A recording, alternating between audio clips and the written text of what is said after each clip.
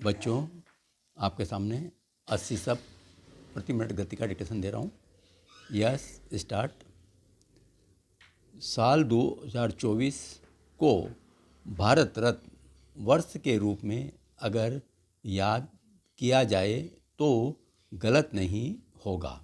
जनवरी के उत्तरार्ध में जननायक कर्पूरी ठाकुर और लालकृष्ण आडवाणी को भारत रत्न देने की घोषणा हुई थी और फरवरी के पूर्वार्ध में कृषि वैज्ञानिक MS स्वामीनाथन, पूर्व प्रधानमंत्री चरण सिंह और पूर्व प्रधानमंत्री PV नरसिम्हा राव को भारत रत्न देने की घोषणा हुई है।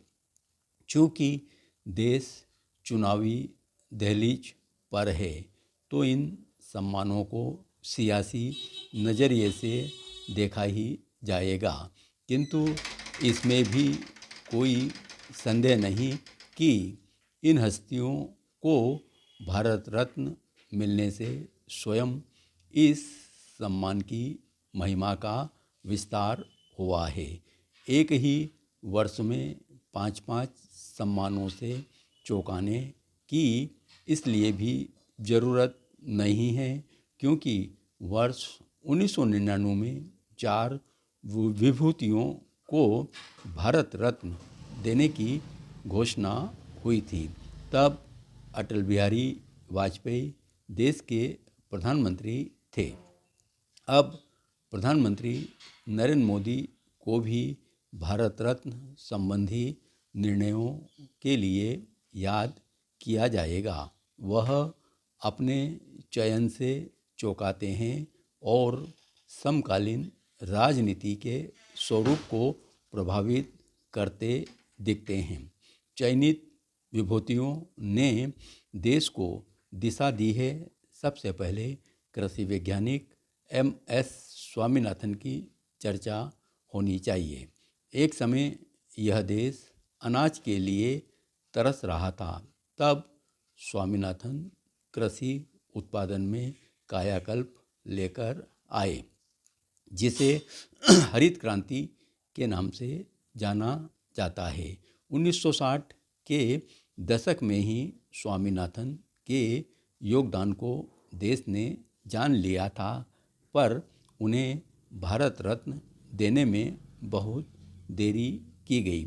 बीते वर्ष 28 सितंबर को ही वह 98 वर्ष की उम्र में दुनिया से विदा हुए हैं। उन्हें मिला भारत रत्न न केवल भारतीय कृषि बल्कि भारतीय विज्ञान का भी सम्मान है।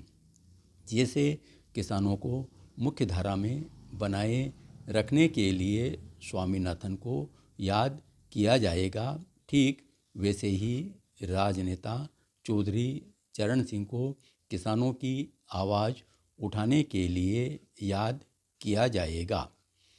1970 के दशक में चौधरी चरण सिंह के महत्व को इस देश ने जाना। उन्होंने हमेशा के लिए किसानों में यह विश्वास पैदा कर दिया कि किसान भी सरकार बना सकते हैं और प्रधानमंत्री बन सकते हैं। कृषि पृष्ठभूमि से ही जननायक कर्पूरी ठाकुर भी आए थे, जिन्होंने अपनी विरल ईमानदारी से एक ऐसे राजनेता का आदर्श गढ़ा जिसकी चाहत इस देश की जनता के दिल में रहती है। कमज़ोर समाज से आए ऐसे देशज नेता को भारत रत्न मिलना वास्तव में लोकतंत्र और निस्वार्थ जनसेवा का सम्मान है।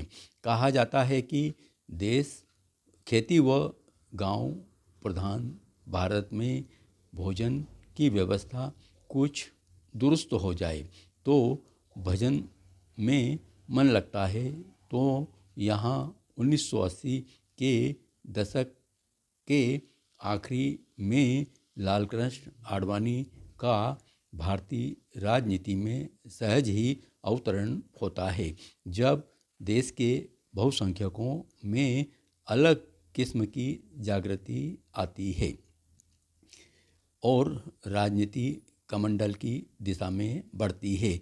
आज जब अयोध्या में राम मंदिर के भव्य निर्माण व प्राण प्रतिष्ठा को पूरे संसार ने देखा है, तब उसकी नींव में लाल कृष्ण आडवाणी के सर्वाधिक योगदान को भारत रत्न के जरिए स्वीकार करना कहीं से अनायास नहीं है। उन्हें मिला सम्मान इस बात की भी घोषणा है कि भारत बदल चुका है और इस भारत को बदलने में पीवी नरसिंह राव के योगदान को भला कोई कैसे भूल सकता है।